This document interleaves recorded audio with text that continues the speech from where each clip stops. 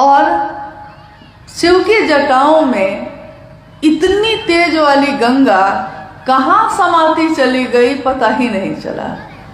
गंगा उतरी जा रही है, शिव की जटाओं में समाये जा रही है, और शिव ने फिर अपनी जटाओं को समेट लिया।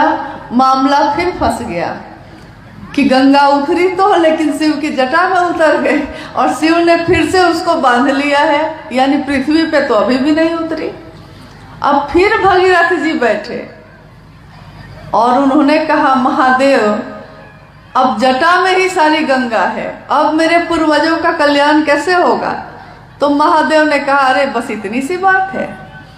और कहते हैं कि महादेव ने अपनी एक तरफ की जटा थोड़ी सी हटाई, गंगा का पानी पतली धारा के रूप में वहां से निकला, और एकदम उसका सारा तेज शांत, सारा प्रवाह एकदम शांत, सारी गति एकदम सामान्य होकर धरती पे उतर गई।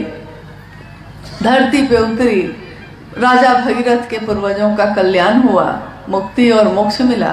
कहानी है ये।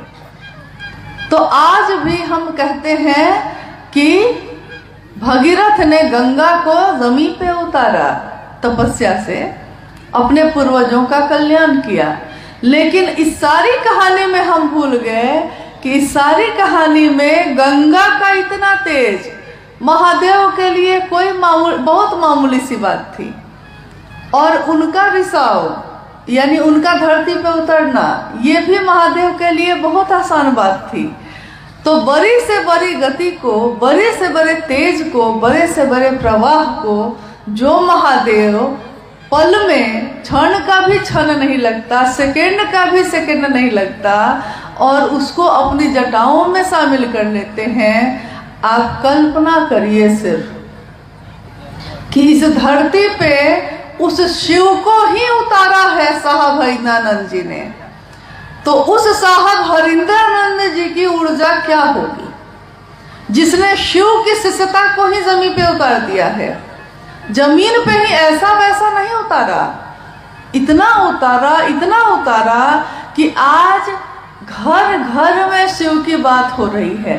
लोग, कोई भी आदमी, अमीर हो, गरीब हो, किसी भी जाति, किसी भी धर्म का हो, शिव को अपना गुरु बना रहा है।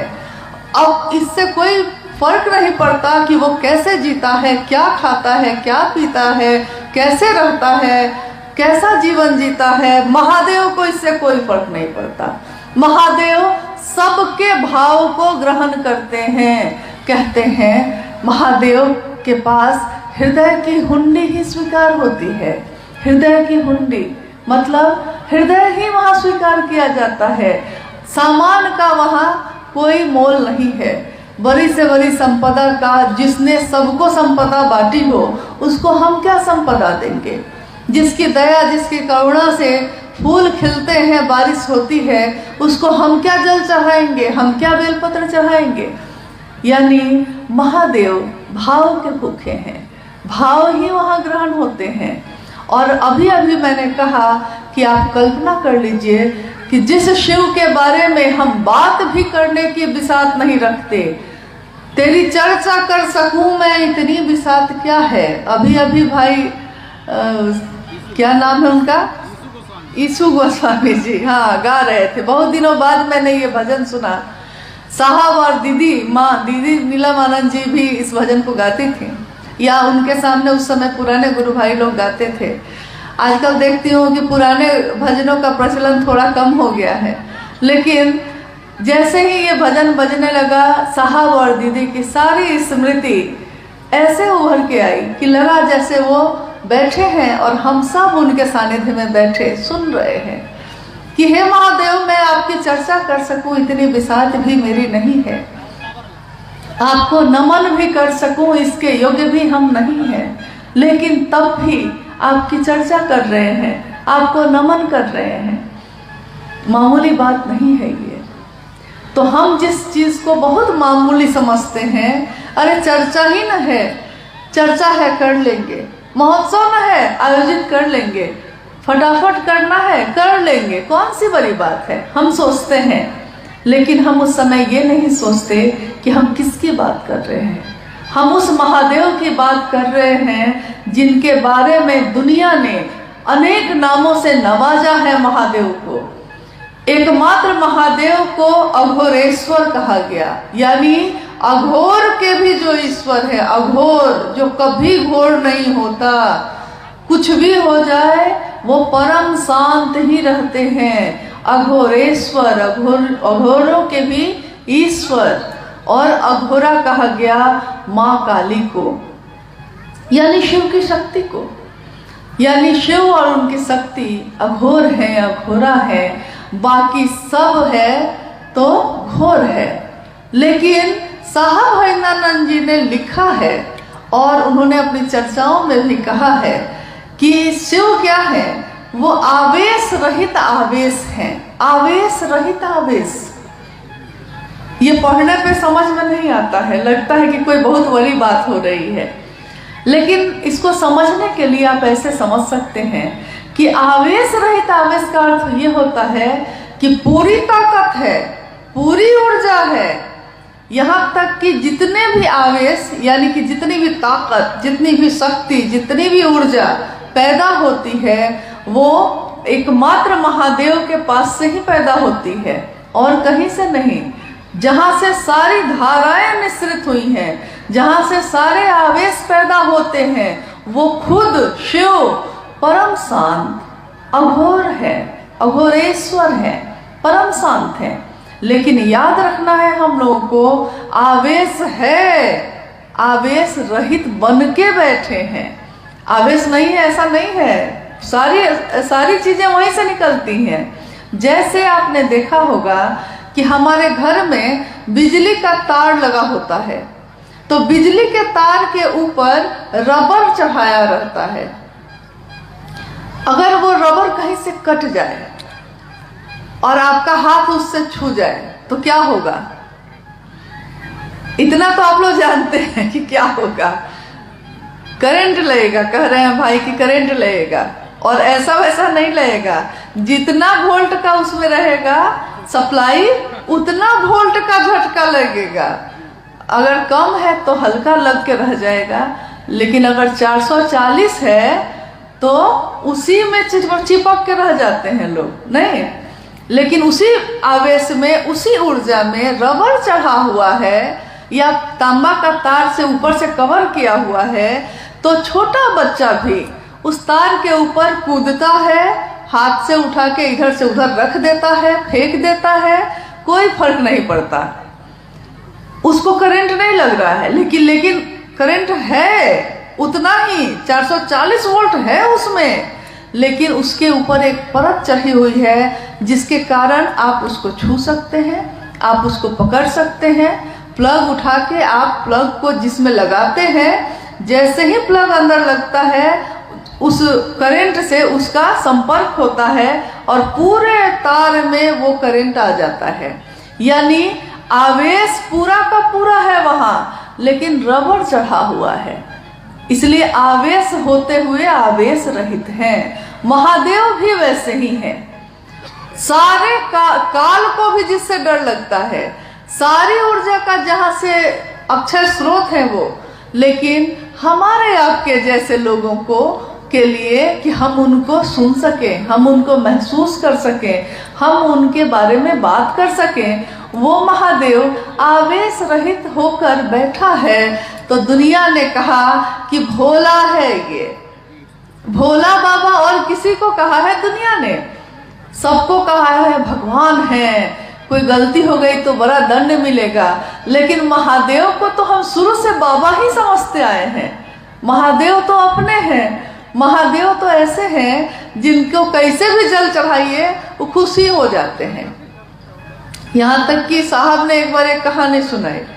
कहा उन्होंने कि एक जंगल जैसी जगह पे छोटा सा एक मंदिर था, तो मंदिर में शिवलिंग की स्थापना थी, शिव का मंदिर था, शिवलिंग की स्थापना थी।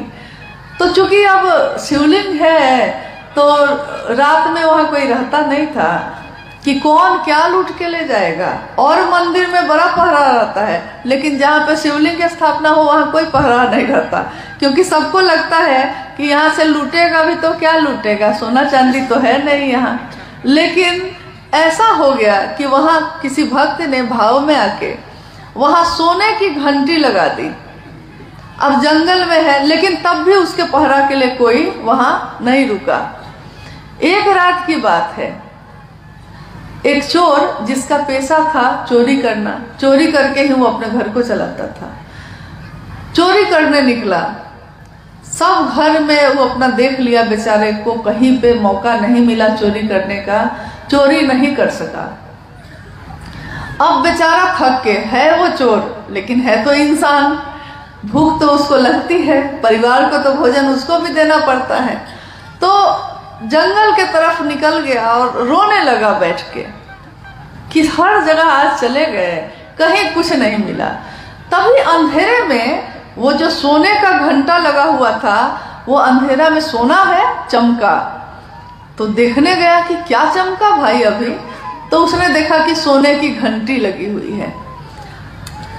नीचे पूरा अंधेरा था, तो सोना जैसा लग रहा है ये। उसने सोचा कि आज कुछ नहीं मिला तो चलो इसी घंटी को उतार लेते हैं और इसी को बेच के अपना काम चला लेंगे आज।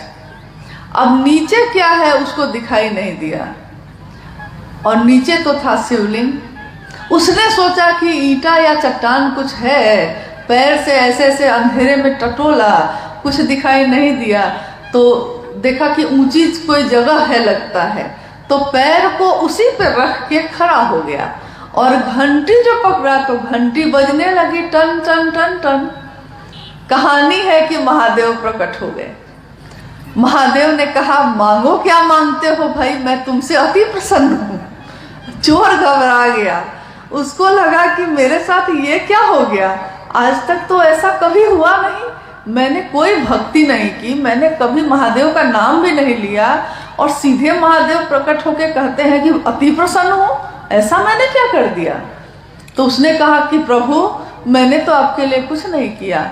महादेव ने कहा कि अरे क्या बात करते हो, लोग मुझ पे जल चढ़ाते हैं, धतूरा चढ़ाते हैं, बेलपत्र चढ़ाते हैं, तुमने तो अपने आप को ही चढ़ा दिया है। तो कहते हैं कि कहानी है कि भाई चोर ने जो मांगा मिला और वापस चला गया। सोचिए महादेव जिससे सारे देवी देवता डरते हैं, जिसकी पूजा राक्षस भी करते हैं, दुनिया जिनके आगे झुक के नमन करती है, वो महादेव किसी भी तरह से प्रसन्न हो जाते हैं।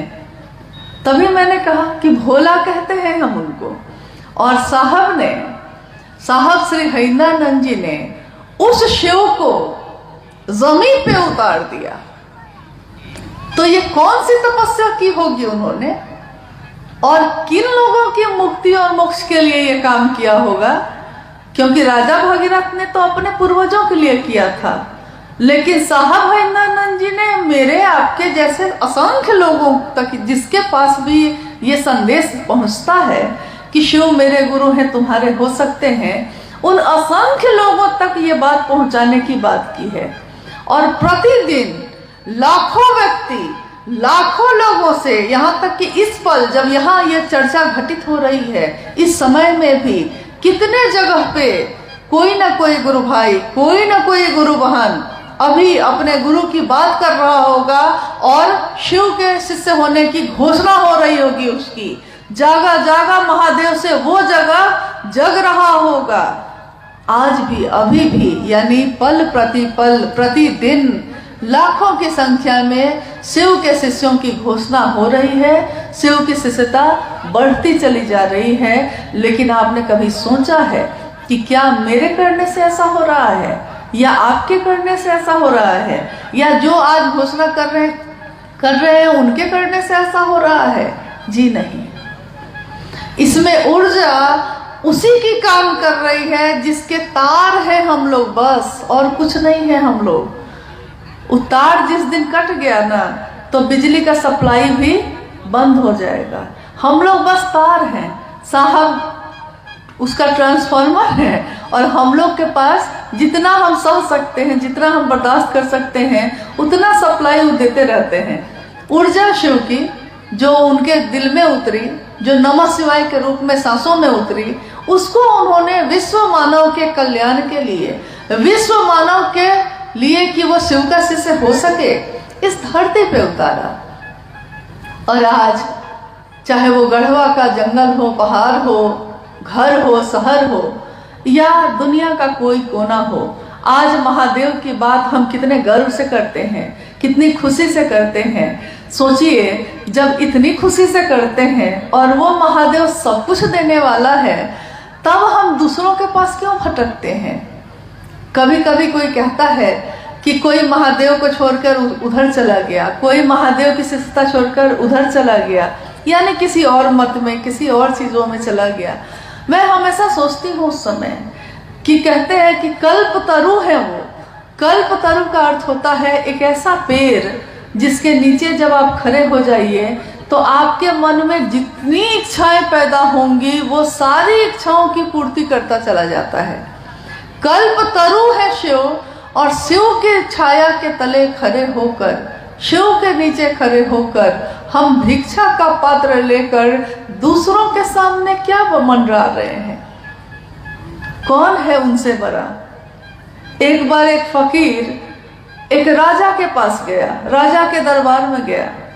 फकीर बेचारा बहुत आर्थिक संकट में था तो फकीर, जीवन में कुछ था नहीं, अब खाने को भी नहीं था। उसने सोचा क्यों नहीं राजा के पास चलते हैं, राजा तो प्रजा की रक्षा करता है ना, तो राजा कुछ तो दे देगा मुझको। तो राजा के पास चला गया। राजा के पास जब जाता है तो दरबार उसको रोक देता है, कहता है कि अभी राजा भगवान की पूजा कर रहे हैं। तो फकीर ने बोला कि भगवान की पूजा कर रहे हैं, कोई विशेष प्रयोजन है या प्रतिदिन करते हैं इसलिए कर रहे हैं? दरबार ने कहा कि नहीं, राजा बड़ा दुखी है, उनकी संतान को सुख मिले इसके लिए आज वो पूजा कर रहे हैं। फकीर ने कहा ठीक है, तब अब मैं चलता हूँ। दरबार ने कहा कि अरे अभी अभी तो आए थे, अभी राजा उठ जाएंगे तो जो तुमको मांगना होगा मांग लेना। फकीर ने कहा कि जो खुद ईश्वर से मांग रहा है तो उससे मैं क्या मांगूं, मैं भी खुद ही ईश्वर से मांग लूंगा। तो देखिए, यहाँ कोई दूसरा हमको क्या दे सकता है, लेकिन वो महादेव वो भी दे सकता है जो हमारे भाग्य में नहीं होता, जो हमारे किस्मत में नहीं होता। वो कौन दे सकता है? तो वो महादेव दे सकते हैं। क्यों दे सकते हैं? क्योंकि सबसे बड़ा मास्टर वही हो सकता है जिसने इस दुनिया को बनाया हो। जो बनाता है उसी को पता होता है उसके हर चीज का। देखा होगा आपने कि कोई बढ़ई है, वो टेबल बनाया है या पलंग बनाया है, मान लीजिए पलंग बनाया है। अब वो पलंग में कहीं कहीं कुछ खराबी हो रही है तो आप उसी बढ़ई को खोजने जाते हैं। क्यों?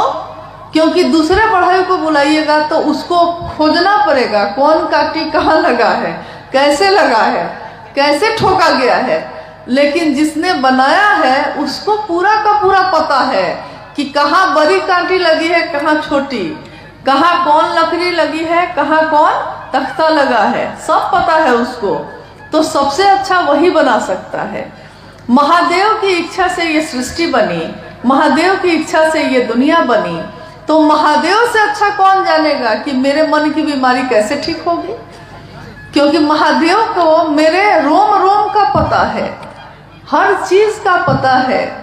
और वो जिनके बारे में कहा जाता है कि करता करे न कर सके, शिव चाहे सो होए, 3 लोक 9 खंड में शिव से बड़ा न कोई। शिव से बड़ा कोई भी नहीं है तीनों लोकों में, 9 खंडों में। तो जो वो चाहते हैं, शिव की इच्छा में ही बल है, जो शिव चाहते हैं वही होता है।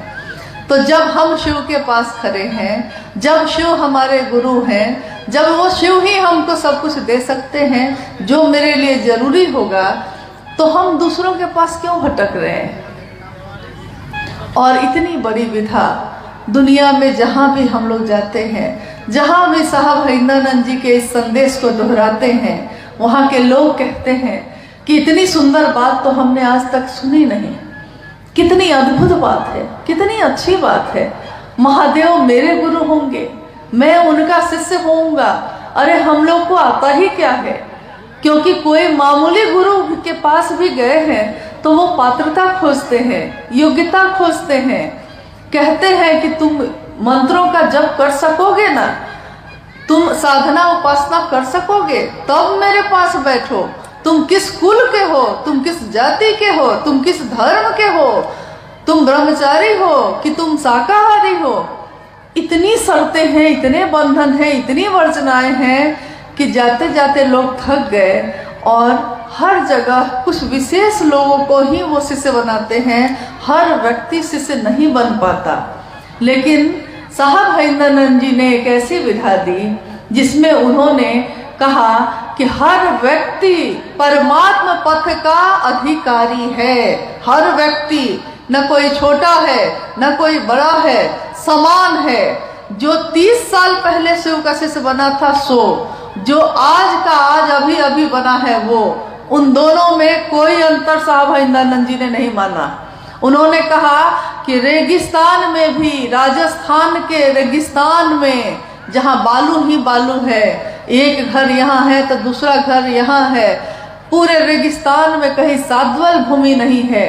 साध्वल का अर्थ होता है जहाँ पे हरियाली हो, पानी हो, तो कहीं कहीं एकदम बंजर है, रेगिस्तान है, और उसके बीच में कोई एक साध्वल भूमि है जहाँ पानी पीने को मिल जाता है।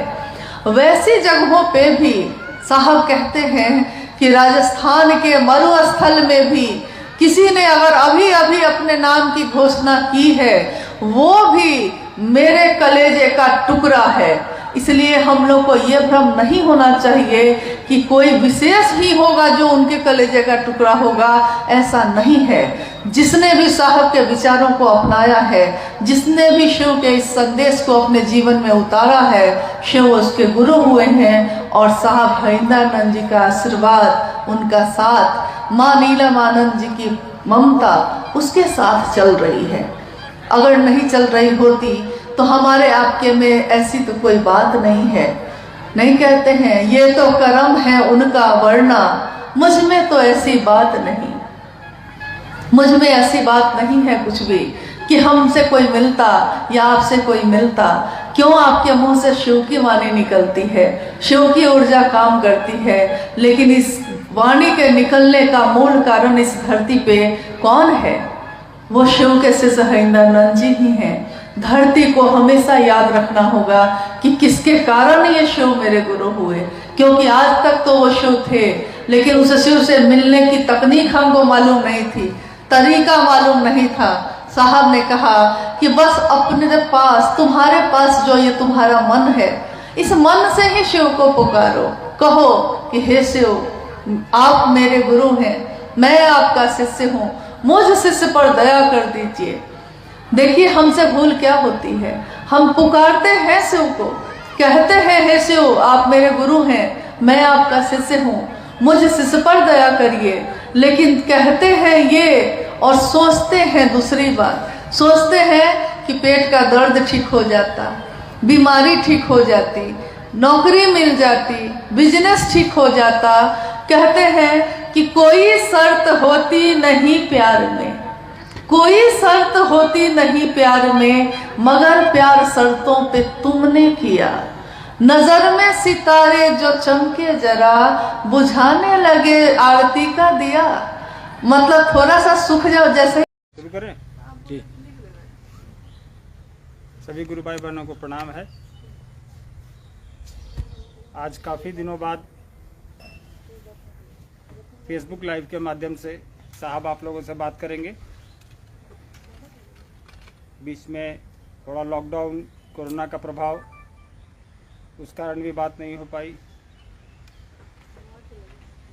अभी साहब की तबीयत भी बहुत स्वस्थ नहीं है, पहले से कुछ ठीक है, लेकिन अस्वस्थता के बावजूद साहब ने अनुमति दी है कि आप लोगों से दो शब्द बात करेंगे। तो ध्यान से जो भी लोग जुड़ रहे हैं वो सुनेंगे साहब की बातों को और लोगों तक भी इसको पहुंचाने का प्रयास करेंगे। क्योंकि काफ़ी दिनों बाद ये मौका मिला है साहब को लाइव सुनने का। कुछ प्रश्न आए हैं, जिज्ञासाएँ आई हैं, साहब से हम लोग अनुरोध करेंगे कि उस पर कुछ जिज्ञासा का समाधान हो। और इसी के साथ मैं अनुमति चाहूँगा साहब से कि साहब की तरफ कैमरा घुमाया जाए। लाइए भाई।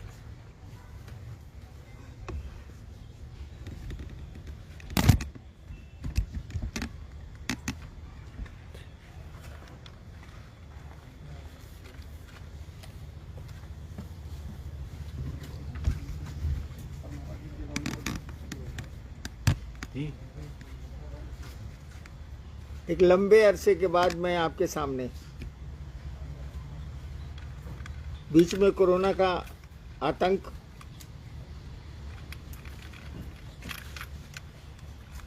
मन इस चिंता में पड़ा था कि पूरी दुनिया त्रस्त है,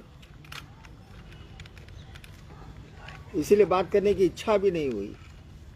शिव चर्चाएं तो घरों में जो होती हैं वो मेरे या आपके, वो तो चलती नहीं। पिछले बार मैंने कहा था कि मैं आऊँगा, लेकिन कमबख्त शरीर साथ दे तब तो। अभी भी बहुत साथ नहीं दे रहा, फिर भी ऐसा मत समझिएगा कि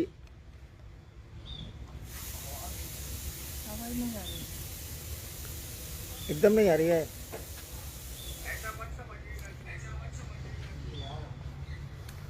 ऐसा मत समझेंगे आप कि कोरोना का संक्रमण समाप्त हो चुका है, वो है। और हमको आपको जो सरकार द्वारा निर्देश दिए जाते रहे हैं या दिए जाते हैं, उनका अनुपालन करना चाहिए। वो हमारी आपकी सुरक्षा के लिए। गुरु भाइयों और गुरु बहनों से भी मैं अनुरोध करूंगा कि सतर्कता नहीं छोड़ें। वो 2 गज की दूरी, मास्क है ज़रूरी, हाथों की सफाई ये आवश्यक है। शिव चर्चाएं होती रहेंगी, होंगी ही होंगी। हम आप रहें न रहें ये तो चलेगी। भगवान महादेव की चर्चा है, शिव की चर्चा है, ये तो अविरल है, चलती रहेगी। लेकिन अपनी सुरक्षा आवश्यक है। कोरोना में हमको आपको इसका ध्यान देना चाहिए और सरकार जो कहती है उसका अनुपालन करना चाहिए। क्षेत्रों से कुछ जिज्ञासाएं आई थी पिछले सप्ताह ही, जो मैं नहीं आ पाया, फिर कुछ आई हैं। मैं देखता हूं कि क्या जिज्ञासा आई है, मैंने देखा नहीं है।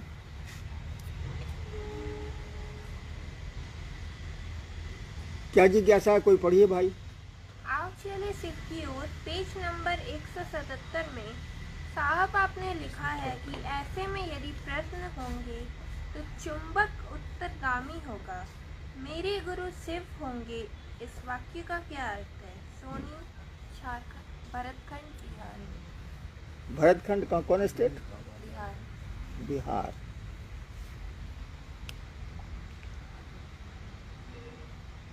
एक पुस्तक जो आई है, आओ चलें शिव की ओर, उससे सवाल आया है। वो जो शुरू में लिखा गया है कि छोटा सा लोहा का टुकड़ा,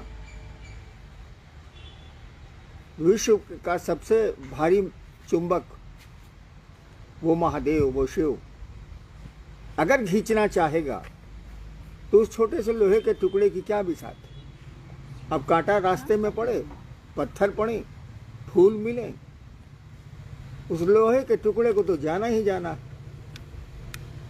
इधर चुंबक अपनी ओर खींच रहा है तो लोहे का टुकड़ा तो जाएगा ही, लौह खंड तो जाएगा ही। वही मैंने लिखा है कि हमसे क्यों सवाल करते हो बाबू।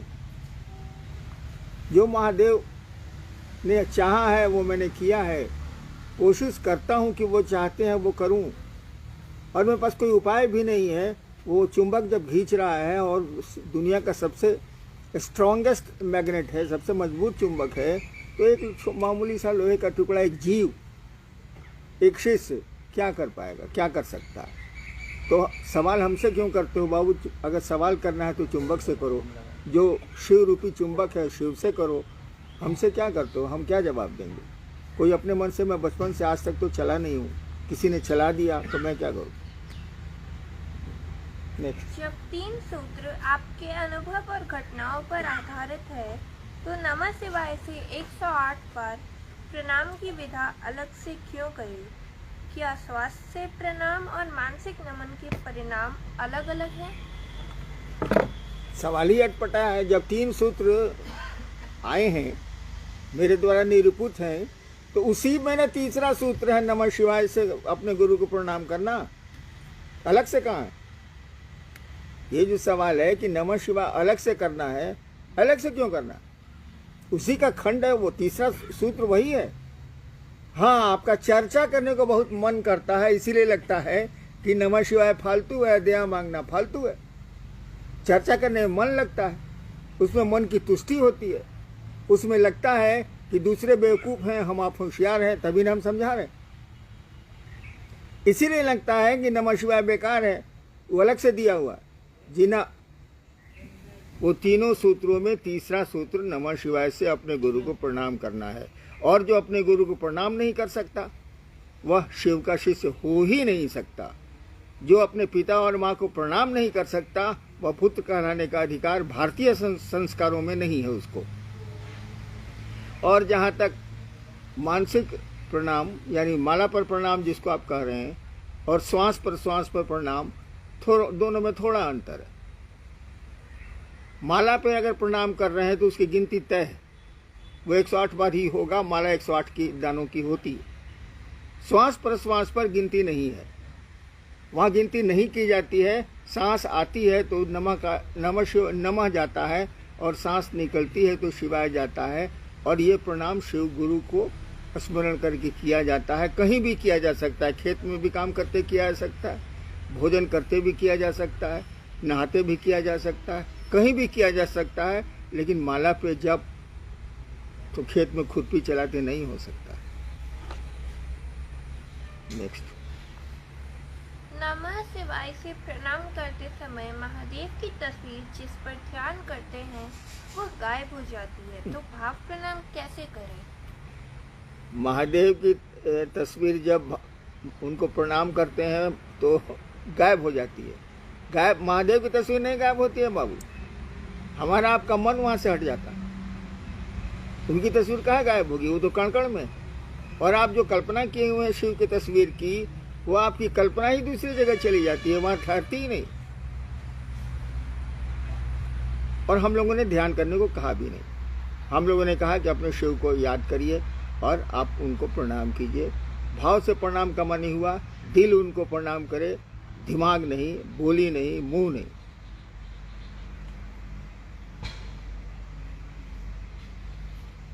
आपने शिव को गुरु माना है, इसको कहना शुरू किया, उसके पीछे आपका क्या प्रयोजन था?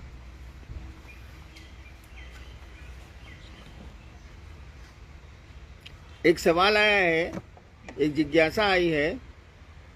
मैंने शिव को गुरु माना और कहना शुरू किया कि शिव को आप भी अपना गुरु बनाएं। इसके पीछे आपका क्या प्रयोजन था या है? देखिए, मैं अध्यात्म के क्षेत्र में बचपन से ही लगा रहा। तरह तरह के अघोरी, तरह तरह के तांत्रिक, तरह तरह के गुरु, योग की साधना भी की, श्मशान की भी साधना की, लेकिन मेरे मन लायक हासिल कुछ नहीं हुआ। मेरा मन क्या चाहता था ये हमको भी नहीं पता। बहुत सारी आकांक्षाएं, इच्छाएं आपके मन को भी पता नहीं होती हैं, जो काल क्रम में आती हैं। जब मैंने शिव को गुरु माना, किसी ने तो कहा नहीं था, कहीं मैंने पढ़ा नहीं था। जब मैंने शिव को गुरु माना तो पूरा अविश्वास था, कोई भरोसा नहीं था मुझको। कहा कि सभी जगह से हताशा मिली थी, निराशा मिली थी, दुख मिला था। तो हमको लगा कि शिव तो शरीर में है नहीं, वो बोलेंगे भी नहीं, तो वहां तो कोई उम्मीद है ही नहीं। लेकिन धीरे धीरे शिव को गुरु मानने के बाद धीरे धीरे जो परिणाम आने शुरू हुए, 6 साल बीता, 74 में 1974 में 74 में मैंने शिव को गुरु माना और आया 1980 का साल। मैंने इक्का दुक्का लोगों को कहना शुरू किया। पहले तो कहना शुरू किया कि नमः शिवाय से करिए,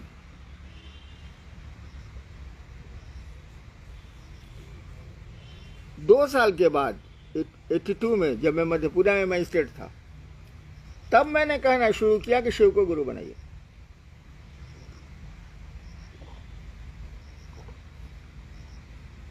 मैंने कहा कि शिव को गुरु बनाने की जरूरत नहीं, वो तो गुरु है, अपना गुरु बनाइए, यानी आप शिष्य बनिए। बड़ी कठिनाई हुई, बहुत परेशानियां हुई, लेकिन मैं बढ़ता गया।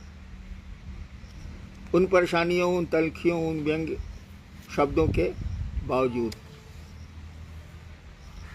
मुझको लगा कि शिव कमाल के गुरु, जो शरीरधारी गुरुओं से भी ज्यादा नजदीक हैं, ज्यादा बढ़िया से समझा सकते हैं। वो मध्य रात्रि को भी समझा सकते हैं, बिछौने पर भी समझा सकते हैं, कहीं भी समझा सकते हैं। केवल आपको शिष्य बनने का भाव देना होगा। मुझको लगा कि ये कमाल के गुरु, क्यों नहीं लोगों के दिल में शिव को बसाया जाए। और उसी सिलसिले में अब तक मैं काम कर रहा हूं कि लोगों की धड़कनों में शिव बसे, वो गुरु बसे, ताकि उनका जीवन भी सुंदर हो जाए, सुखमय हो जाए, शिवमय हो जाए। उनकी भी इच्छाएं, आकांक्षाएं या उनका जो व्यवहार है वो थोड़ा शिव के अनुरूप लगे। ऐसा नहीं कि वो एकदम स्वार्थ में जी रहे हैं, किसी से कोई मतलब नहीं है, पड़ोसी बीमार है तब भी आप चैन से हैं, ये छूटे। क्या शिव तो सर्वहित में काम करता है, वो तो सर्वमय है, इसीलिए सर्वहित में काम करता है। मैंने इस काम को शुरू किया। धीरे धीरे संख्या बढ़ती गई और जैसे जैसे बढ़ी, मैंने देखा कि लोग शिव से नहीं जोड़ रहे हैं। शिव चर्चाएं जरूर कर रहे हैं, खूब कर रहे हैं। शिव चर्चा रोक दी गई है अभी कोरोना में, तो लगता है कि मैं अकेले में मिल जाऊं तो ये लोग मुझको मारेंगे कि काहे रोक दिया आप। एक आदमी ने तो मुझको सासाराम से फोन किया कि आप होते कौन है शिव चर्चा रोकने वाले। यानी कहने का मानी चर्चा का ये आकर्षण। अगर कहीं चर्चा है और मैं कैंसिल कर दूं उसको तो बहुत बवाल होता है। बहुत प्रिय मेरे लोग अब मुझको अप्रिय नजरों से देखते हैं। यानी चर्चा का आकर्षण बहुत है, क्योंकि उससे सम्मान भी लोगों को मिलता है, सुविधा चाहे तो सुविधा भी मिलती है, अयासी चाहे तो भीड़ है तो पैसे भी मिलते हैं। और धीरे धीरे महादेव का महत्व घटने लगा, करीब करीब घट चुका है। कुछ ही लोग बचे हैं जो शिव से लोगों को जोड़ रहे हैं। अमूमन लोग जो 20 साल 25 साल से हैं, अमूमन वे लोग अपने से लोगों को जोड़ रहे हैं ताकि उनका क्षेत्र बढ़े, उनका वर्चस्व बढ़े, उनको सुविधाएं मिल पाए, उनको सम्मान मिल पाए। बाकी जो आप समझते हैं समझिए। अपने गुरु तो मेरे लिए बहुत दुख का कारण था ये कि हम काम शुरू किया था शिव से लोगों को जोड़ने के लिए, शिव लोगों के दिल में धड़के ये सोच के मैंने काम शुरू किया था। और ये हो क्या रहा है, जो है सो अपनी डफली अपना राग गा रहा है। बहुत क्षेत्रों में देखिएगा उस आदमी से बिना पूछे उसके क्षेत्र में आप जा नहीं सकते, क्या उसका राज चलता है, उसका वर्चस्व चलता है, उसका कंट्रोल चलता है। क्या शिव शिष्य के ये लक्षण है? क्या शिव ऐसा ही करते हैं? वो तो नहीं करते। आप शिव के शिष्यों के ऐसा क्यों करते हैं? बहुत जिलों में देखिएगा लोग कहेंगे कि हम तो 40 साल से वही कर रहे हैं जो साहब चाहते हैं, और बाद में देखिएगा कि पूरे इलाके में कभी उसका राज था, पूरा शासन चलाता था वो।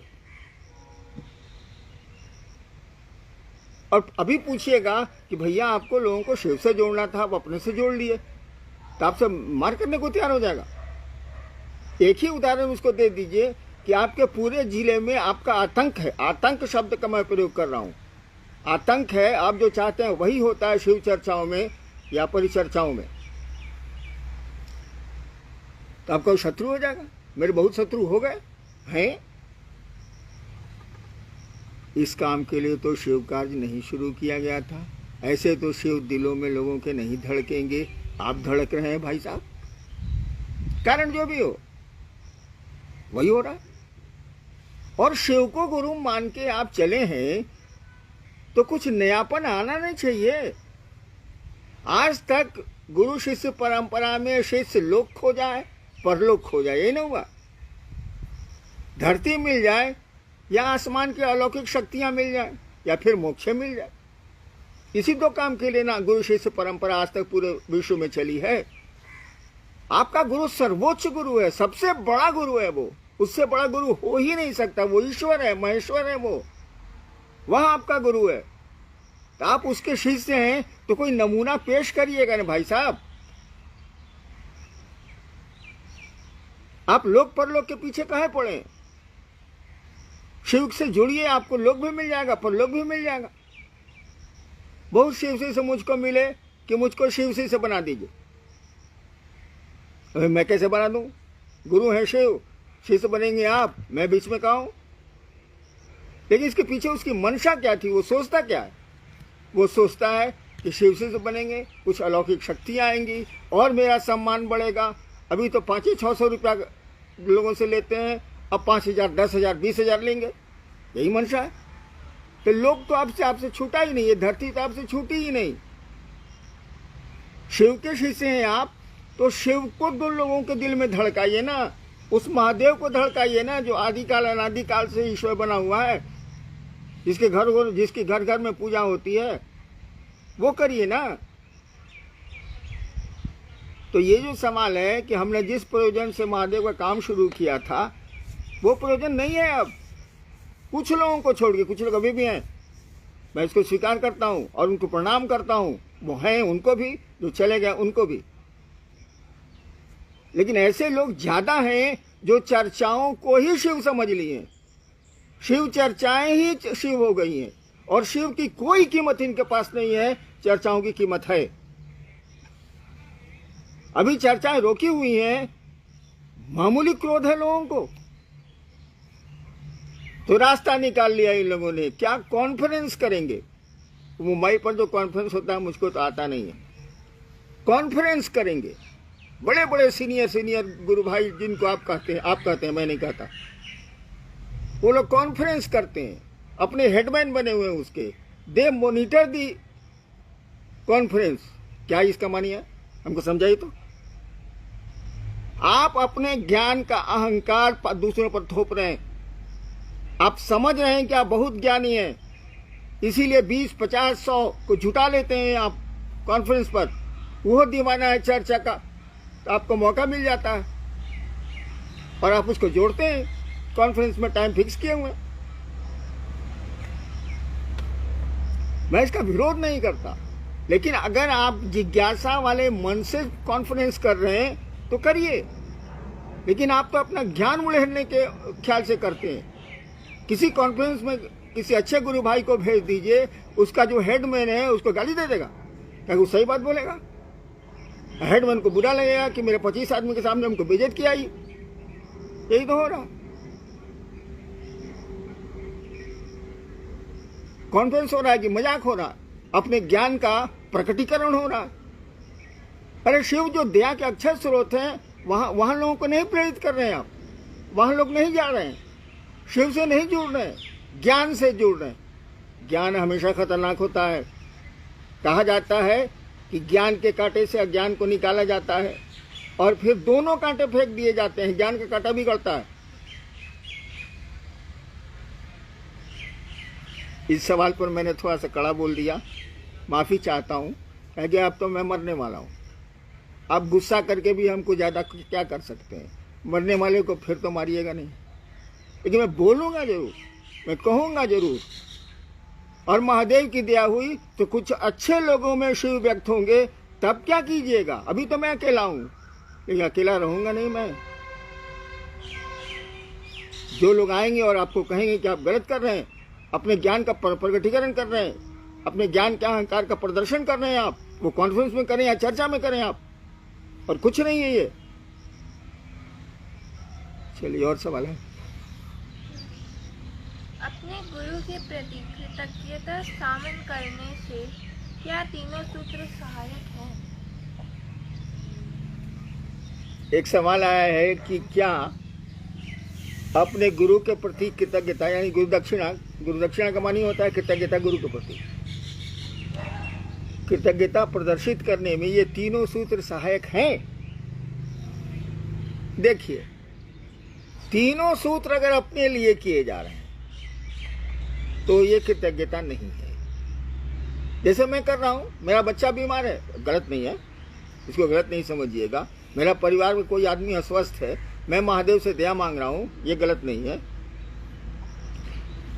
लेकिन ये कृतज्ञता नहीं है, यह व्यक्तिगत जरूरत है, इसीलिए मांगा जा रहा है। कुछ लोग तो जरूरत के लिए मांगते हैं गुरु से दया, कुछ लोग फुटानी के लिए मांगते हैं। तो फुटानी को तो काट दीजिए, उसका मैं विरोधी हूं। जरूरत के लिए मांगते हैं, मैं इसका विरोधी नहीं हूं। आदमी करेगा क्या? अगर अपने लिए मांगा जा रहा है, तीनों सूत्र किया जा रहा है, तो ये कृतज्ञता नहीं, ये गुरु दक्षिणा नहीं। अगर शिव के लिए तीनों सूत्र किए जा रहे हैं तो ये गुरु दक्षिणा। महादेव लोगों के दिलों में धड़के, महादेव की ऐसी दया हो कि लोगों के दिल में शिव बसे। क्या कि अभी शिव दिलों में बसे नहीं, हमारे आपके नहीं बसे हैं, तो बेचारी जनता क्या करेगी? वो दिलों में बसे, तब ये गुरु दक्षिणा, तब ये कृतज्ञता है। अगर शिव के लिए आप तीनों सूत्र कर रहे हैं, उनके लिए दया मांग रहे हैं, यानी आप भी शिव से जुड़िएगा, दूसरों को जोड़िएगा, उनके लिए कर रहे हैं। शिव से कोई जुड़ेगा तो शिव के लिए जुड़ेगा। गुरु चर्चा कर रहे हैं इसीलिए कोई शिव से जुड़े। नमः शिवाय कर रहे हैं कि गुरु को प्रणाम हो, आप पर दया मिले, सब पर दया मिले, और लोग शिव से जुड़े, शिव से जुड़े। शिव के लिए अगर तीनों सूत्र हो रहे हैं, ये कृतज्ञता, ये गुरु दक्षिणा है। लेकिन जब तक लोक के लिए और परलोक के लिए तीनों सूत्र किए जा रहे हैं, आध्यात्मिक शक्तियां मिल जाए, मुझको मोक्ष मिल जाए, अर्थ धर्म काम मोक्ष मिल जाए, अगर तीनों इसके लिए अगर शिव चर्चाएं हो रही हैं, लोक और परलोक के लिए अगर हो रही हैं, तो वो कृतज्ञता नहीं है। अगर शिव के लिए हो रही है, उस महादेव के लिए हो रही है, तो ये कृतज्ञता है। लोक परलोक के लिए अगर की जा रही है शिव चर्चाएं, तो ये तीनों सूत्र, तो ये कृतज्ञता नहीं है, ये गुरु दक्षिणा नहीं। खत्म खत्म। बोलिए बोलिए। तीन सूत्र गुरु दया से उपलब्धि की विधि है, कैसे? तीन सूत्र जो हैं वो गुरु दया से ही वो उपलब्धि की विधि है। गुरु दया नहीं रहेगी तो उपलब्धि की विधि नहीं है।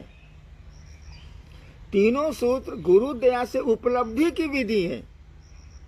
यानी अगर तीनों सूत्र से आप उपलब्ध करना चाहते हैं, शिव की ओर, शिव की अध्यात्म में आगे बढ़ना चाहते हैं, तो इसके लिए तीनों सूत्र में गुरु की दया अपरिहार्य है, अनिवार्य है। बिना गुरु की दया के नहीं होगा, और आज तक नहीं हुआ, और आज तक नहीं हुआ। हमेशा ये जान रखिए कि आपने शिव को गुरु माना है, उससे बड़ा गुरु नहीं होता है। वो सर्वोच्च गुरु है, वो महेश्वर है। वो इतने ताकतवर गुरु के यहाँ जाके दांत खटाखट क्यों कर रहे हैं? उसकी दया के भरोसे रही ना, वो कर देगा। हम लोग उसकी दया के भरोसे नहीं है। हम लोग के जेब में 100 रुपया रहता है तो मिजाज बना रहता है। 100 रुपया निकल गया तो रोने लगते हैं और चोरी करने की मानसिकता में आ जाते हैं। मेहनत तो करने आता नहीं, हम लोग को मेहनत करे कमा नहीं सकते। तो तीनों सूत्र में गुरु की दया ही उपलब्धि का कारण है, उपलब्धि की विधि है। तीनों सूत्र अगर गुरु की दया के अभाव में हो रहे हैं, कोई मानी नहीं है। आप झूठ मूठ तीनों सूत्र कर रहे हैं। सभी शिव शिष्य पूछ रहे हैं कि आपकी तबीयत कैसी है? सभी पूछ रहे हैं मेरी तबीयत कैसी है। कितनी बार कहूं मैं? हमेशा कहता रहा हूं कि मैं बचपन से मेरे पिता के पास गाड़ी थी, वो पुरानी जीप थी, वो पुरानी कार थी अंग्रेजों की छोड़ी हुई, और हम लोग रोज उसमें रिपेयर करते थे और रोज चलते थे। बच्चे थे लेकिन हम लोग रोज रिपेयर करते थे। कभी सेल्फ बना रहे हैं, कभी सिग्नल बना रहे हैं, कभी हेडलाइट बना रहे हैं, कभी कार्बोरेटर खोल रहे हैं, कभी एसी पंप खोल रहे हैं, कभी साइलेंसर छला अलग हो गया तो उसको जोड़ रहे हैं। रोज बनाते थे और उससे काम लाग चल लेते थे हम लोग। कभी टंकी में छेद हो जाए। एक बार जमुई से मैं जा रहा था धनबाद, टंकी में सारा पत्थर लग गया, रास्ते भर अब टंकी में पेट्रोल चूक गया, और उस समय पेट्रोल पंप भी थे 100 किलोमीटर पर, भारी फेरा हुआ। तो पुरान गाड़ी है बाबू, कभी इधर कसते हैं तो उधर खुल जाता है, उधर कसते हैं तो इधर खुल जाता है। तो कहा नहीं था एक बार कि हॉर्न गाड़ी का बजना चाहिए, साला बजबे नहीं करता है। गाड़ियाँ कहती है हट नत चिप देव, हट नत चिप देव, गाड़ियाँ बोलती है साली, हॉर्न को जरूरत नहीं बोलने का। यही पुरान गाड़ी का मेरा हाल है। हाल क्या पूछते हो यार, पका आम हवा का हल्का झोंका और वो जमीन पे। चलो सबको प्रणाम।